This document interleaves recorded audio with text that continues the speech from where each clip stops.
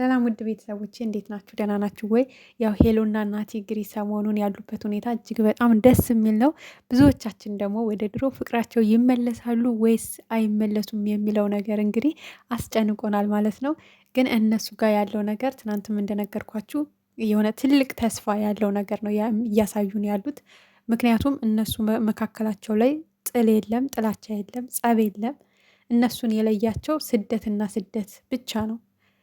ያው በስደት ስትኖሩ ብዙ በመካከላችሁ ክፍተት ይኖራል። መገናኘት የለም፣ እንደ ልባችሁ ተደዋውላችሁ ማውራት ላይኖር ይችላል እና በዛ ምክንያት እንግዲህ በተለያየ ችግሮች ምክንያት በመካከላቸው ክፍተት ተፈጠረ።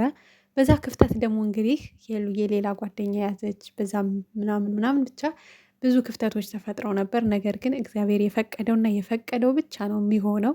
ምናልባት እንግዲህ ዙሮ ዙሮ ሊያገናኛቸው ስለፈቀደ ነው እግዚአብሔር የእሷም ነገሮች ያልተስተካከሉላት እና እኔ እንጃ አላቅም። ብቻ ደስ የሚል ሁኔታ ነው ያሉት። አሁን ደግሞ የሚያስጨንቀው ብዙዎቹን ያስጨነቃችሁ አሁን በቃ ተገናኝተው ድጋሚ ተመልሶ ሲሄድ ክፍተት ይፈጠራል፣ ከዛ ተመልሳ እሷ ትጎዳለች ምናምን እያላችሁ ነው እንግዲህ እግዚአብሔር ፈቅዶ ምናልባት አሁን ላይ አብረው የሚሄዱበት ነገር ሊያስተካክሉ ይችላሉ፣ አይታወቅም። ወይ ደግሞ እንግዲህ ቃል ተገባብተው ቀለበት አስሮላት በስነ ስርዓቱ ሽማግሌ ልኮ ተጋብተው ከሁለት ዓመት በኋላ ምናምን ሊወስዳትም ይችላል፣ አይታወቅም። ብቻ ዋናው የእነሱ መገናኘት እና የእነሱ አንድ መሆን ነው።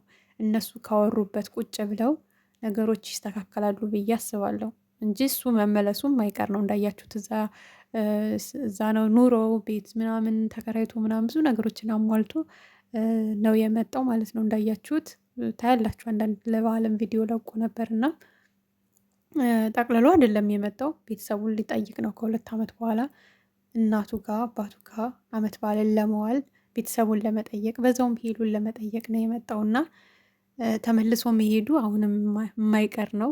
ምን ያክል ይቆይ ምን ያክል አናቅም፣ ግን ባለበት ጊዜ ውስጥ የእነሱን የሁለታቸውን ነገሮች አስተካክሎ ብሄድ ደስ ይለናል።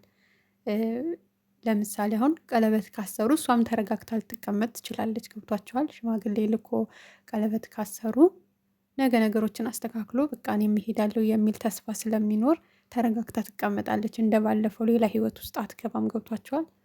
የምጠብቀው የራሷ ሰው አለ ማለት ነው። በሙሉ ልብ ሆና በቃ ባላለኝ ነገሮችን እስከሚያስተካክል እጠብቀዋለሁ ብላ ተረጋግታ ስራዋን ትሰራለች። እንደ ባለፈው እንጥልጥል ላይ አትቀርም ማለት ነው። እና እናቴ እንግዲህ በጣም ትዕግስተኛ፣ በጣም አስተዋይ፣ በጣም ስርዓት ያለው ልጅ ነው። ሁላችሁም ታውቃላችሁ። በቃ የሄሉ ለሄሉ የሚሆን ሰው ነው። የምሬን ነው የምላችሁ። ይተዋወቃሉ። ጸባይ ለጸባይ በደንብ ነው የሚግባቡት፣ በደንብ ነው የሚተዋወቁት። ምን እንደሚያስደስተው፣ ምን እንደሚወድ፣ ምን እንደሚጠላ ታውቃለች ጠንቅቃ።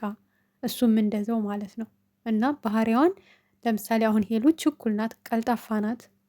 ያን ነገሯን ራሱ እሱ በደንብ ነው የሚረዳው። ምንም ነገር ስለ እሷ የማያውቀው ነገር የለም። እና አንዳንዴ ደግሞ ባህሪያችሁን ጸባያችሁን ተረድቷችሁ የሚያውቃችሁ ሰው አብሯችሁ ሲሆን ደስ ይላል። በቃ የጸባይዋ ነው ችግር የለውም በቃ ብሎ የሚረዳችሁ ሰው ገብቷችኋል። እና ብቻ ፈጣሪ የፈቀደው ነገር ነው ብዬ ነው የማስበው። እግዚአብሔር ስለወደደ ስለፈቀደ ነው መልሶ ያገናኛቸው እንጂ የሆነ አስባችሁታል? የሆነ ሁለት ጥንዶች ተለያይተው በመካከላቸው ሌላ ፍቅረኛ ይዘው ምናምን ከዛ ህይወት ደግሞ ተለያይተው ድጋሚ ወደ ድሮ ፍቅረኛቸው ሲመለሱ ጥሩ ፊሊንግ አይኖርም፣ ታውቃላችሁ። ምክንያቱም በመሀል ሌላ ሶስተኛ ወገን ስለነበረ እኔ እንጃ። የእነሱ ግን እውነተኛ ፍቅር ስለሆነ ማለት ነው ሁለቱም ጋር በቃ ደስ የሚል ነገር ነበር የነበረው። ሲገናኙ በቃ ተለቃቅሰው ተቃቅፈው የነበራቸው ድንጋጤ የነበራቸው በቃ አለ አይደለ በመካከላቸው የነበረው ክፍተት የፈጠረባቸውን ሀዘን ያንን ነገር ነው ያሳዩት እና እውነተኛ ፍቅር አለ። ስለዚህ ምንም አብረው የማይሆኑበት ምክንያት የለም። አታስቡ፣ አትጨነቁ። እናንተ ብቻ ይሄ ትክክለኛ ህይወቷ ነው በእርግጠኝነት ነው የምላችሁ።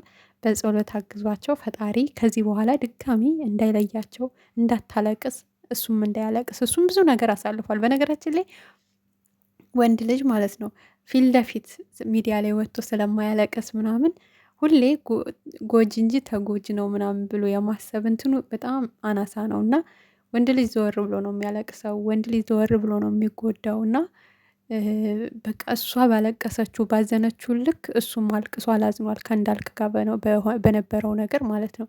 ከእስር ቤት ሲወጣ ከእንዳልክ ጋር ያለውን ቪዲዮ ሳይ በጣም ነው ያለቀሰው።